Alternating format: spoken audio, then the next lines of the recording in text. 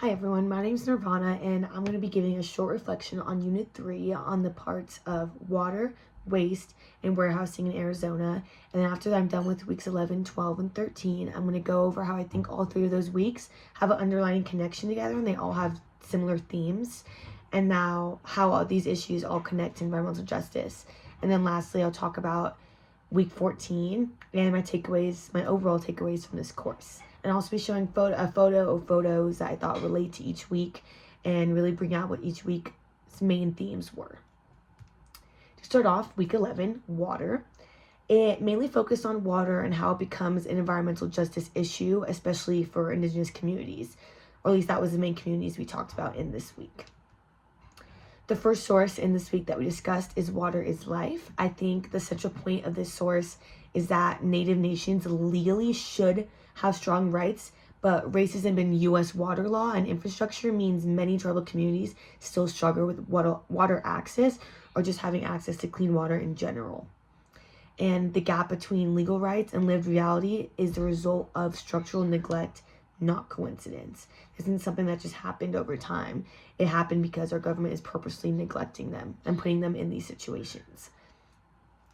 The second source is The Broken Promises, Contaminated Waters, the podcast. And I thought it showed how it clearly showed this environmental racism through uranium mining on the Navajo Nation. The government encouraged this mining, encouraged and allowed contamination, and then failed to clean up, just leaving the Indigenous community to deal with it on their own.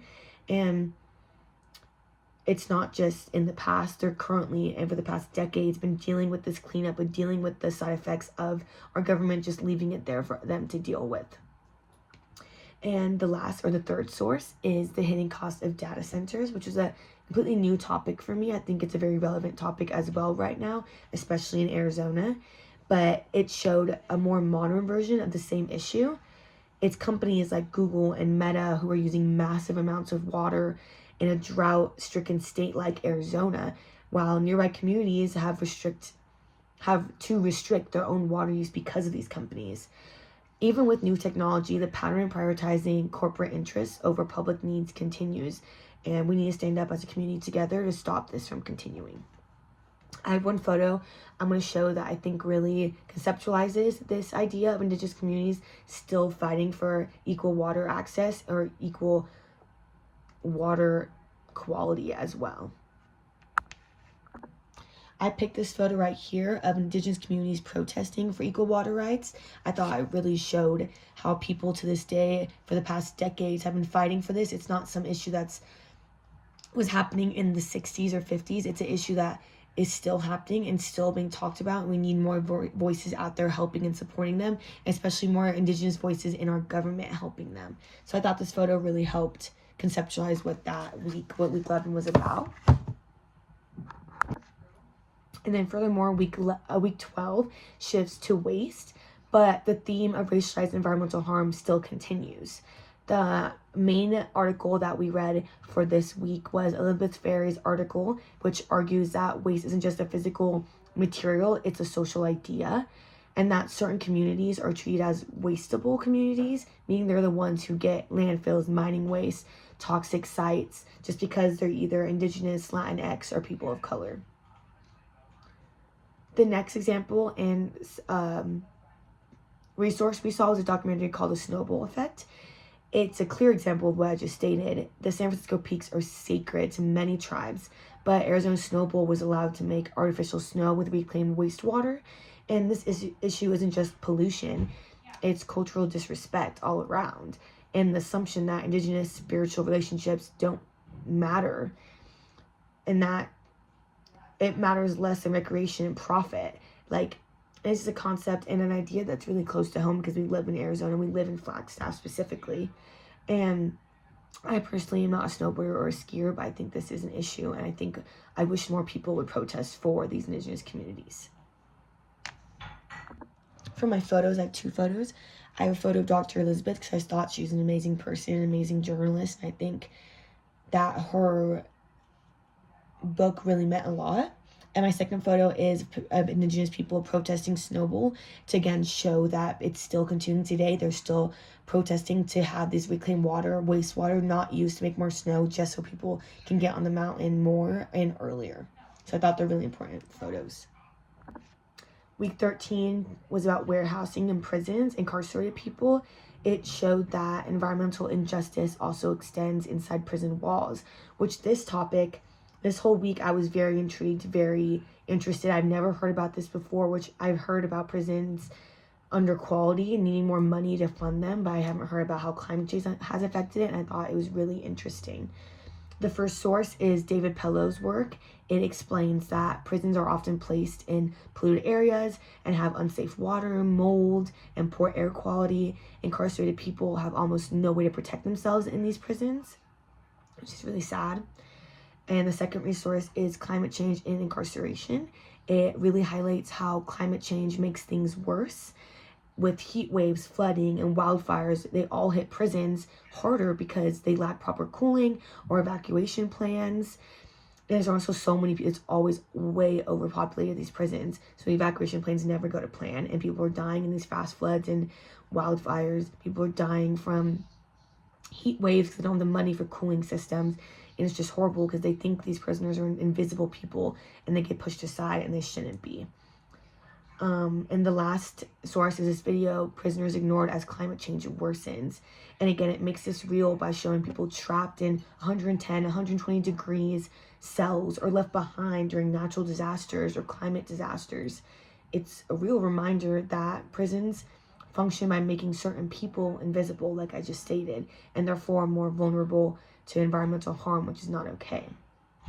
And in the picture I show, I have an infographic that shows how people in prisons are dying more and more every day because of lack of cooling systems and heat waves. Here we have those two infographics I was talking about. This picture on the left is actually, I wish I could make it bigger, but I want to make the infographic bigger. But it shows just people, prisoners in the desert, and like basically trying to show that they're really in these heat waves, but it's like a prison and they're like in the desert at the same time to show the heat. And then right here, this infographic shows how extreme heat is deadliest to people in the northeast prisons because they lack the most cooling system, and that there's been 21% increase in deaths due to heat waves recently because of these lack of cooling systems and people being treated like invisible people or lesser people. It's really sad. Okay, so overall, I wanted to connect the weeks 11, 12, and 13 because I thought there were a lot of interconnected themes with those 3 weeks. The first one that really stood out to me, which is really obvious, I thought, was how each week shows the same pattern of structural racism. Indigenous communities, Latinx neighborhoods, and incarcerated people all face greater exposure to environmental harm because they have less political power, less political say. And again, they're treated as lesser people. And the government thinks you can just throw them aside, when in reality, you can't and you shouldn't. The second theme that I thought all these cases reflected was the idea of disposability. Some communities are treated as sacrifice zones for mining, for waste, for data infrastructure, or for incarceration. And I just think it's not okay that we're separating these people from everyone else. The third theme was government and corporate interests drive the harm. They're the problem. I think whether it's treaty violations, uranium mining, wastewater snowmaking, or unsafe prisons, institutions maintain these systems where certain groups carry these burdens, and we need to stop this. We need to change and reform these systems. And the last overall theme I saw was environmental harm and how it affects both land and culture. Contaminated water, sacred mountains, desecration, and toxic prisons, they all show the same thing, that environmental injustice is physical, spiritual, and social. And we need to talk about it way more. I think this week did a really good job about bringing this up.